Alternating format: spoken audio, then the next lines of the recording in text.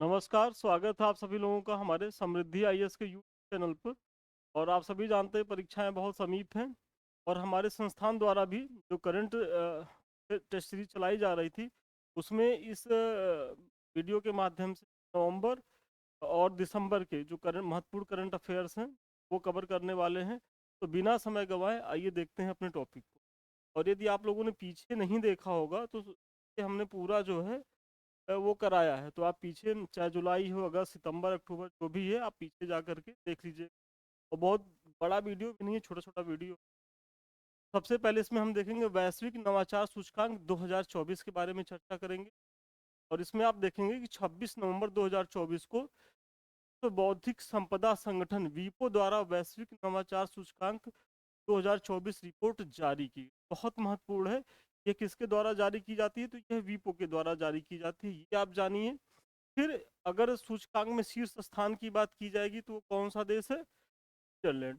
मतलब वैश्विक नवाचार सूचकांक जो 2024 है उसमें शीर्ष स्थान पर कौन सा देश? स्विट्जरलैंड है। और भारत तो 33 वैश्विक अर्थव्यवस्था में 39 स्थान पर पहुंच गया। मतलब अगर इंडिया की रैंक आप देखेंगे 39 है। और अगर 2023 की बात की जाए तो 2023 में भारत की रैंक कितनी थी? 40। यानी कि एक अंक का जो है वो भारत सुधार किया। तो ये देख लीजिए। और अब इससे ज़्यादा इसमें देखने की कुछ ज़रूरत होती है। देखिए, जो भी सूचकांक हो किसके द्वारा जारी किया जाता है, शीर्ष में कौन है, निम्नतम किसका स्थान है और भारत की रैंकिंग, यही इतना आपको देखने की ज़रूरत है। अ, आप आई दृष्टि पढ़ रहे होंगे, घटनासार पढ़ रहे होंगे या क्रॉनिकल पढ़ रहे होंगे, उसमें ढेर सारी चीज़ें, तो आपको बहुत ज़्यादा घबराने की ज़रूरत नहीं है। आपको बस इतनी ही चीज़ें देखनी है, काम की चीज़ें देखिए और निकल जाइए। चलिए, पहला हो गया टॉपिक। दूसरा हमारा है अंतर्राष्ट्रीय आलू केंद्र की बात हम करेंगे इसमें। तो अंतर्राष्ट्रीय आलू केंद्र का क्षेत्रीय कार्यालय है वो कहाँ खोला गया है? वो आगरा में खोला जाएगा।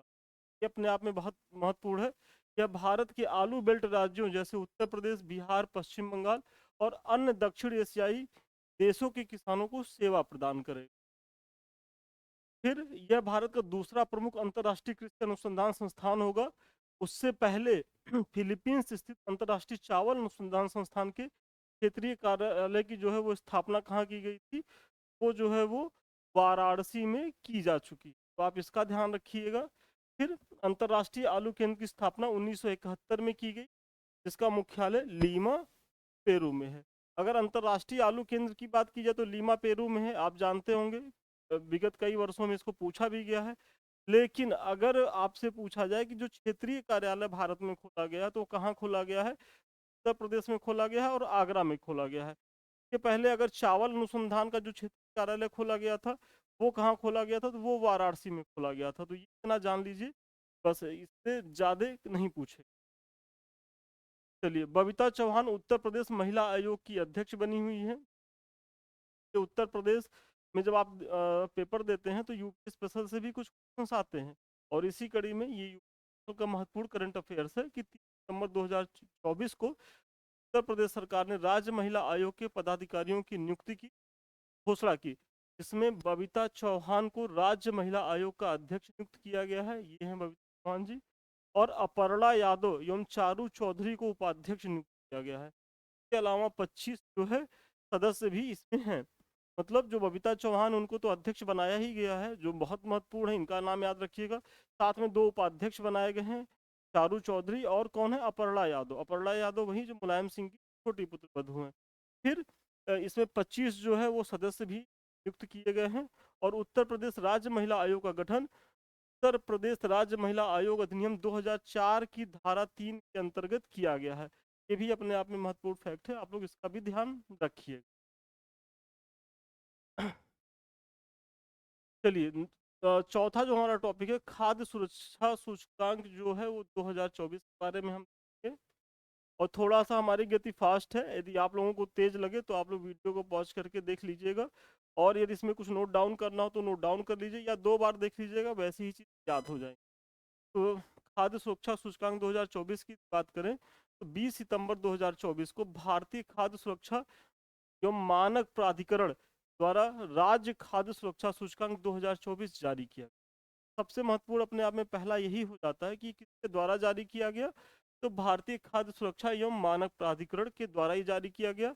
और यदि खाद्य सुरक्षा सूचकांक में शीर्ष राज्य की बात की जाए तो शीर्ष राज्य जो है वो केरल है, मतलब केरल इसमें शीर्ष रैंकिंग पे है, जबकि तमिलनाडु दूसरे और जम्मू कश्मीर इस तीसरे स्थान पे है।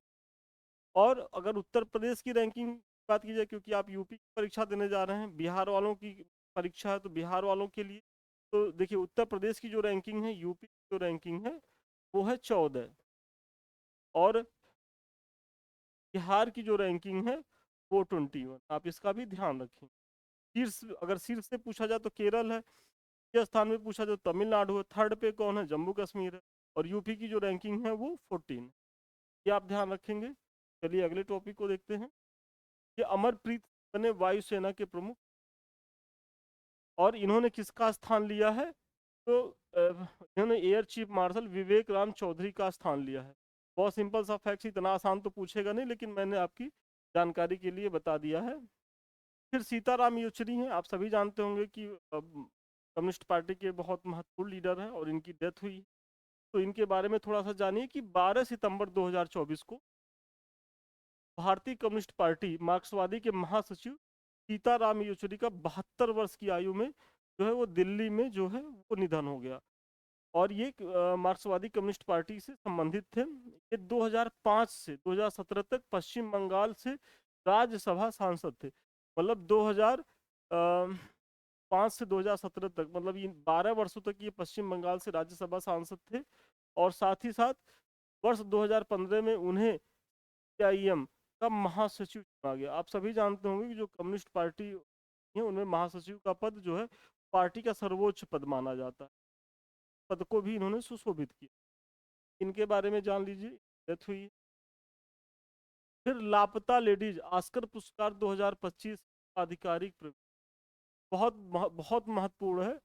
आप सभी जानते होंगे कि ऑस्कर पुरस्कार जो है वो वैश्विक स्तर पे दिए जाते हैं, और इस कड़ी में हमारे भारत द्वारा भी अपनी जो आधिकारिक फिल्म है उसको नॉमिनेट किया गया है। और वो फिल्म कौन है, लापता लेडीज। तो अब इसके बारे में थोड़ा सा आप लोग देखिए। 23 सितंबर 2024 को फिल्म फेडरेशन ऑफ इंडिया द्वारा घोषणा की गई कि किरण राव की फिल्म लापता लेडीज को ऑस्कर 2025 के लिए भारत की आधिकारिक प्रविष्टि के रूप में चुना गया। सबसे महत्वपूर्ण फैक्ट यही है कि लापता लेडीज के जो निर्देशक कौन है, तो वो किरण राव हैं। ये वही किरण राव हैं, मतलब ये जो आमिर खान की एक्स वाइफ हैं, उनके द्वारा निर्देशित की गई है। और थोड़ा सा इसका अतीत भी आप लोग देख लीजिए, क्योंकि अब जो है आपकी परीक्षाओं में आयोग करता क्या है कि एक स्टेटमेंट अतीत से, मतलब पास्ट से जोड़ करके दे देता। तो करंट तो आप लोग जानते रहते हैं, लेकिन करंट के क्वेश्चन इसलिए नहीं बन पाते क्योंकि आप पुरानी चीज़ें नहीं आपको पता होती हैं। ये हमारा प्रयास है कि हम जहाँ आवश्यक है वहीं पुरानी चीज़ों को भी ऐड ऑन कर दिए हैं। तो इसमें जो सबसे पहला महत्वपूर्ण फैक्ट ये है, महबूब खान द्वारा निर्देशित फिल्म मदर इंडिया 1957 में ऑस्कर के लिए नामांकित होने वाली भारतीय फिल्म थी, मतलब पहली भारतीय फिल्म। ये मदर इंडिया हमारी जो फिल्म थी महबूब खान द्वारा निर्देशित, जो 1957 में ऑस्कर के लिए भेजी गई थी, तो ये सबसे पहली फिल्म हमारे द्वारा भेजी गई। और 97 अकादमी पुरस्कार समारोह 2 मार्च 2025 को संयुक्त राज्य अमेरिका के लॉस एंजल्स में आयोजित किया जाएगा। बहुत महत्वपूर्ण है। ये जो पुरस्कारों की जो घोषणा होगी वो कब होगी, 2 मार्च 2025 में, मतलब अगले साल मार्च में होगी। और ये कहाँ होगी, तो अमेरिका का एक जगह है लॉस एंजल्स में, वहाँ ही आयोजित। ये आप जानिए कि लापता लेडीज हैं, इसके निर्देशक किरण राव हैं। और सबसे पहली फिल्म भारत की मदर इंडिया है, 1957 में भेजी गई, निर्देशक महबूब अली हैं। और इसका आयोजन कब होगा, 2 मार्च 2025। चलिए अगले टॉपिक को देखते हैं। देखिए यूएस ओपन 2024 की चर्चा कर ले। और मैंने पीछे जो है ऑस्ट्रेलियन, विंबलडन और फ्रेंच ओपन के बारे में बता दिया है। और यदि आप अपने विगत वर्षों के पीवाईक्यू को देखेंगे तो आपको ये भली भांति ज्ञात होना चाहिए कि यहाँ से जो है क्वेश्चन बनते ही बनते हैं, क्योंकि आप सभी जानते हैं कि जो खेल से हैं वहाँ से प्रश्न बनते हैं। बार ओलंपिक खेलों का आयोजन हुआ है, तो वो अपने आप में बहुत महत्वपूर्ण फैक्ट है। और उस पर भी हमारा एक वीडियो पूरा सेपरेट है, यदि आप लोगों ने नहीं देखा है ओलंपिक वाला वीडियो जरूर देखें, क्योंकि वो भी परीक्षा के लिए वहां से यदि क्वेश्चन बन रहा है तो उससे बाहर तो नहीं जाएगा। और बहुत संभावना है कि यूपी में, आरओ में या बिहार पीसीएस में यहाँ से प्रश्न निश्चित तौर पे पूछ, तो आप लोग वहाँ देख लीजिए। लेकिन ये जो टेनिस प्रतियोगिताएं होती हैं वहाँ भी प्रश्न पूछता है कि विजेता कौन है, उपविजेता कौन है, या ये किस देश से संबंधित है, तो आपको इसका भी ध्यान रखना है। इससे पहले मैंने फ्रेंच के बारे में बता दिया, विंबलडन के बारे में बता दिया, और जो है ऑस्ट्रेलिया के बारे में बता दिया था। अब जो लास्ट होता है, जो अंतिम होता है, वो यूएस होता है, और यूएस ओपन की चर्चा हम यहाँ करने वाले। तो आयोजन कब हुआ? 19 से अगस्त से 8 सितंबर के बीच न्यूयॉर्क में। इसमें हो रहा तो यूएसए में ही होगा, न्यूयॉर्क में। और इसके पुरुष विजेता कौन है? जे सिनर, बहुत महत्व है। तो यूएस ओपन के जो पुरुष विजेता है वो जे सिनर हैं, और ये किस देश से हैं? तो ये इटली से संबंधित। और यदि उप विजेता की बात की जाए तो टेलर जो है, फ्रिट्ज जो है वो उप विजेता हैं, और ये अमेरिका के हैं। और इसी तरीके से महिला विजेता के बारे में भी आप जानिए, क्योंकि आयोग महिला विजेताओं से भी प्रश्न पूछता है। अगर 2 बार पुरुष से पूछा तो एक बार महिला से पूछा है। तो आप इसको भी जानिए, और विजेता के साथ साथ आप उपविजेता को भी जानिए, और वो किस देश से संबंधित है आपको ये भी जानना बहुत जरूरी है। तो महिला विजेता में आर्यना सवालेंका है, ये जो बेलारूस की है, और उप विजेता जो है जेसिका पेंगुला है, यूएसए की। मतलब अगर विजेता पुरुष और महिला में देखा जाए तो पुरुष में जे सिनर हैं जो इटली के हैं, इन्होंने हराया किसको है? टेलर फ्रिट्ज को, अमेरिकी। दूसरी चीज, सबालेंका जो है वो बेलारूस की है, महिला विजेता है, और उन्हें हराया किसको है? जेसिका पेंगुला को, जो।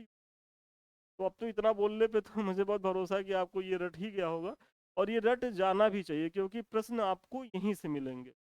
चलिए अगला टॉपिक को देखते हैं। श्रीलंका के नए राष्ट्रपति एवं प्रधानमंत्री चुने, जान रहे हो।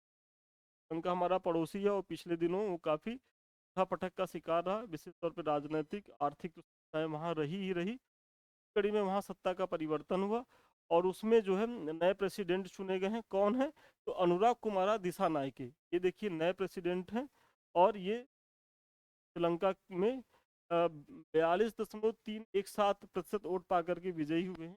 कोई ज़रूरत नहीं है, बस ये जानिए कि अनुराग कुमारा दिसानायके जो है वो नए प्रेसिडेंट बने हैं। और इसी तरीके से जबकि हरनी अमरसूरिया को देश का नया प्रधानमंत्री नियुक्त किया। प्रधानमंत्री कौन है? तो हरनी अमरसूरिया है। तो आप इन दोनों लोगों के बारे में जानिए। और अब आइए आज का हमारा नवंबर जो पार्ट 1 है, इसका जो है टॉपिक है क्वाड शिखर सम्मेलन 2024 की चर्चा हम करेंगे।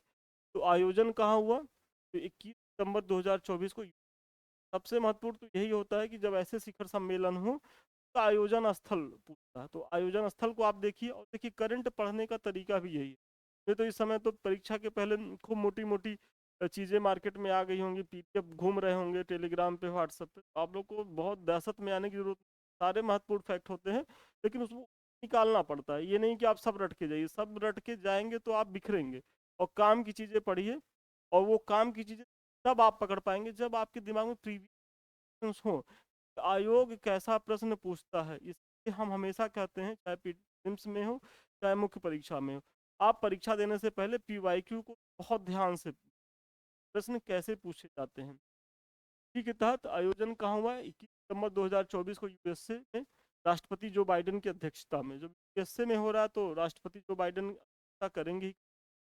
अब इसमें पार्टिसिपेट कौन किए? तो ऑस्ट्रेलिया के प्रधानमंत्री एंथनी अल्बानीज, जापान के प्रधानमंत्री फुमियो, तथा भारतीय प्रधानमंत्री नरेंद्र मोदी ने भाग लिया।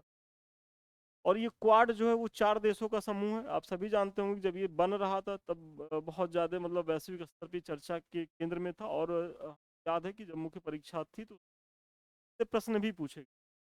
अब वर्तमान में तो इतना प्रासंगिक नहीं है, लेकिन पीटी तो महत्वपूर्ण फिर भी है। अगर इसके 4 देशों की बात की जाए तो ऑस्ट्रेलिया है, भारत है, जापान है, और संयुक्त राज्य अमेरिका, ये 4 देश भागीदार हैं।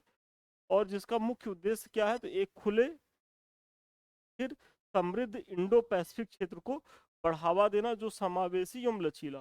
देखिए ये तो इनका घोषित एजेंडा है कि मतलब ये हम चाहते हैं, लेकिन हिडन तौर पे ये कहीं न कहीं चाइना की जो बढ़ती आक्रामकता है उसको नियंत्रित करने के लिए इन चारों देशों का संयुक्त प्रयास है क्वाड के माध्यम से। इसकी थीम क्या है? बेहतर कल के लिए बहुपक्षीय समाधान। वेरी इंपॉर्टेंट है। आप इसकी थीम देखिए, बेहतर कल के लिए बहुपक्षीय समाधान। फिर क्वाड की स्थापना कब हुई थी? क्वाड की स्थापना जो हुई थी वो 2017 में हुई थी। और इसका मुख्यालय कहाँ है? तो विस्कॉन्सिन में। ये भी अपने आप में महत्वपूर्ण है। क्वाड शिखर सम्मेलन 2025 का आयोजन जो है वो भारत की मेजबानी में होगा। वेरी वेरी इंपॉर्टेंट है। जो 2024 का क्वाड शिखर सम्मेलन जो यूएसए में हुआ है, तो 2025 में जो आयोजन होगा वो कहाँ होगा, तो वो भारत में होगा। चलिए, आज का जो प्रश्न है वो यहीं तक था। आज 10 टॉपिक मैंने कराया है नवंबर पार्ट 1 में। और ये हमारा समृद्धि आईएएस का टेलीग्राम चैनल। आप लोग इसलिए, यहाँ जो है डेली आपके प्रश्न से संबंधित क्विज कराए जाते हैं। जो मैं पढ़ा रहा हूँ इसका पीडीएफ आपको मिल जाएगा। और हमारी टीम द्वारा आपको निःशुल्क बहुत सारी सुविधाएं, इनिशिएटिव जो है वो फ्री ऑफ कास्ट दी जा रही हैं, तो आप लोग उसका लाभ उठाएं। तो टेलीग्राम से जुड़े, से हम आप रूबरू हो रहे हैं। यदि आपने सब्सक्राइब नहीं किया तो सब्सक्राइब करें, लाइक करें और इसको शेयर करें, क्योंकि ये आप ही के सहयोग से आगे बढ़ेगा और इसको आप ही को आगे बढ़ाना है। और ये हमारा सेकंड चैनल है संदीप मिश्रा ऑफिशियल, ये आप लोगों ने कहा तो इससे, और बेसिकली मुख्य परीक्षा के बच्चे तो इससे जरूर जुड़े, क्योंकि यहाँ मुख्य परीक्षा से बहुत सी चीज़ आपको मिलेंगी। चलिए, आज के लिए इतना ही। पुनः मिलते हैं नए वीडियो में नए क्लास के साथ। तब तक के लिए धन्यवाद। एक छोटी सी सूचना और है, ये देखिए जो पार्ट 2 है हमारा, वो बहुत जल्दी हम दे रहे हैं। मतलब यदि आप इसको आज देख रहे हैं तो एक दिन के बाद हम पार्ट 2 भी बना के दे दे रहे हैं। और नवंबर पार्ट 2 का जो हमारा वीडियो है उसमें आप देखेंगे कि नवंबर तो कवर ही करेगा वो पूरा। मतलब एक तरीके से मेरा प्रयास है कि 15 दिसंबर तक की जो महत्वपूर्ण फैक्ट है वो भी उसमें कवर हो जाए। तो आप लोग इस वीडियो देखिएगा। तो चलिए, फिर मिलते हैं नए वीडियो में नए क्लास के साथ। तब तक के लिए धन्यवाद, शुभकामनाएं।